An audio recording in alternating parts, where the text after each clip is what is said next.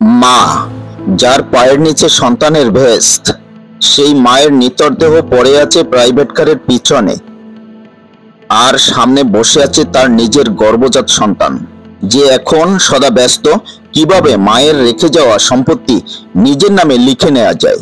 এই মা হয়তো এক সময় সন্তানের মুখে তুলে দিয়েছেন শেষ মরশুমের ভাত, নিজে না খেয়ে খাইয়েছেন সন্তানকে।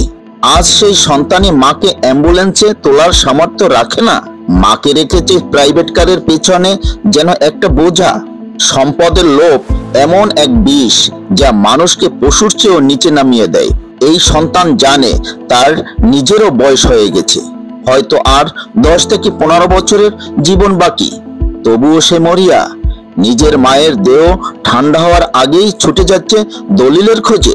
আপনারা ভিডিওতে দেখছেন যে মৃত্যু মায়ের দেহ পড়ে রয়েছে, কিন্তু সন্তান তার সম্পত্তি নেয়ার জন্য দলিলের টিপসই নিচ্ছেন।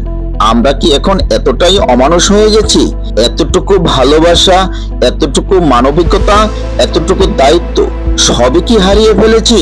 হে আল্লাহ, এমন সন্তানদের তুমি হেদায়েত দাও, যাদের হৃদয় মায়ের জন্য নরম হওয়ার কথা, সেখানে এখন শুধু জমে আছে সম্পদের শীতল বরফ। বন্ধুরা, যাদের মা বেঁচে আছে, দয়া করে আজই একবার আপনার মাকে জড়িয়ে ধরুন, কারণ সময় চলে গেলে পেছনে থাকে শুধু আফসোস।